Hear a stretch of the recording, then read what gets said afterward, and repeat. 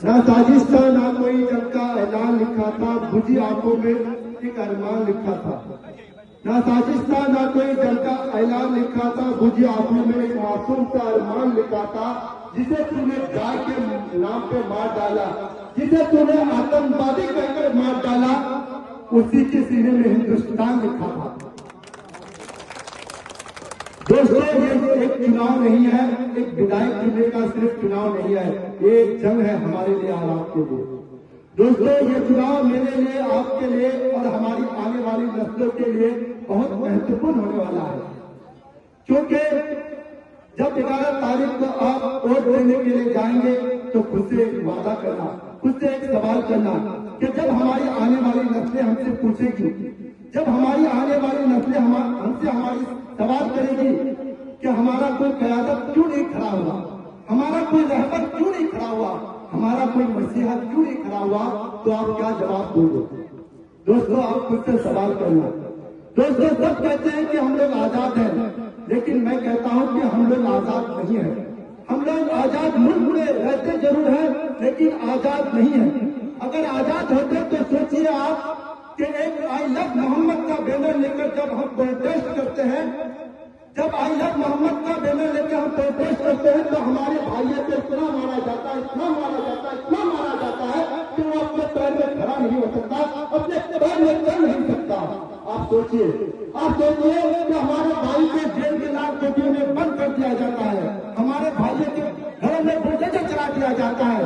क्या हम आजाद हैं? दोस्तों, अगर मैं इस मंच से दोस्तों कर इस नेताओं को, तो मुझे यूएपीए धारा लगाकर जेल के लाल कोठियों में बंद कर दिया जाएगा।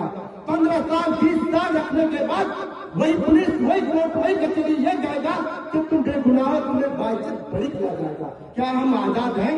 क्या आप लोगों को लगता है कि हम लोग वाकई में आजाद हैं? दोस्तों, कुछ लोग कहते हैं कि मजलिस सिर्फ मुसलमानों की पार्टी है, तो उन लोगों से कहना चाहता हूं कि ये मुसलमानों की पार्टी नहीं है मेरे दोस्त, ये गरीबों की पार्टी है, ये मजदूरों की पार्टी है, ये मजदूरों की पार्टी है, ये किसानों की पार्टी है, ये नौजवानों की पार्टी है। ये एक आवाज है, आवाज, और ये आवाज को आप लोग दबने ना देना दोस्तों, क्योंकि हमारे बाप दादाओं के पास कोई ऑप्शन नहीं था और आप लोग उस आवाज को दबने नहीं देना है। हर कीमत में 11 तारीख को जब आप जाएंगे, पतंग पर वोट देना है और बता देना है कि 14 तारीख को हम हैं बिहार का गेम चेंजर। बता देना है दुनिया को कि हम बनेंगे बिहार का गेम चेंजर। दोस्तों, आप लोगों को बताना चाहता हूं कि आरजेडी, जिन आरजेडी को आप रहबर मानते हो, जिन कांग्रेस को आप रहबर मानते हो, उसी ने 1964 में हमें कलकत्ता दिया था। और मैं नाम नहीं लूंगा, आप लोग समझ जाएंगे कि मैं मुसलमानों की बात करता हूँ। कि कलकत्ता दिया था 1970 में, हमें भिवंडी दिया था, मालेगांव दिया था। 1980 में हमें मुरादाबाद दिया था। मुरादाबाद में ईद उल फित्र के दिन मुसलमानों के ऊपर गोलियां चलाई गई थी। 500 से अधिक मुसलमानों को जेल के 500 से अधिक मुसलमानों का लाश मिला था, खूनों का सैलाब मिला था। दोस्तों, आप उस दिन को भूल गए हैं। दोस्तों, 1992 में हमें मुंबई दे दिया था, मुसलमानों को गाड़ियों के अंदर पेट्रोल से जलाया गया था, बसों के अंदर। दोस्तों, उस दिन को आप लोग भूल जाते हैं। दोस्तों, 2002 में गुजरात में हमारे भाइयों को मारा गया था।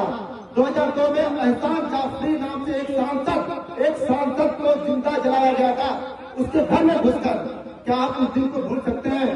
दोस्तों, 1987 में भागलपुर में हमारे भाइयों को मारा गया। क्या आप उस दिन को भूल सकते हैं? दोस्तों, आप लोग याद कीजिए कि बापू बजरंगी नाम से एक गुंडा ने 80 बच्चे, बूढ़े बुजुर्ग को एक गड्ढे में डालकर पेट्रोल लगाकर जला देता है और उस समय की सरकार खामोश बैठा रहता है। क्या आप उस दिन को भूल सकते हैं? क्या आप ऐसे लोगों को रहबर मान सकते हैं? क्या ऐसे लोगों को आप मसीहा मान सकते हैं? दोस्तों, आप खुद बताएं आप लोग।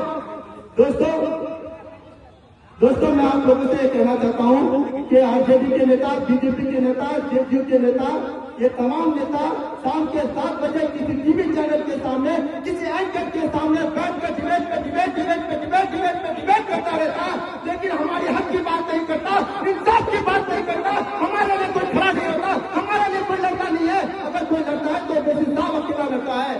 हर बच्चे पे विश्वास के वक्त में होता है। हमारे यहाँ आजाद पे पाबंदियां गिराई जाती है तो बेइंसाफ बोलते हैं, हमारे मस्जिद को शहीद की जाती है तो बेइंसाफ बोलते हैं, हमारे खिलाफ कानून बनाया जाता है तो बेइंसाफ बोलते हैं, हमारे गाड़ी से नफरत किया जाता है तो बेइंसाफ बोलते हैं, हमारे टोपी से नफरत किया जाता है तो बेइंसाफ बोलते हैं, हर एक मुद्दे पे बेइंसाफ बोलते हैं। इसीलिए बेइंसाफ कहते हैं कि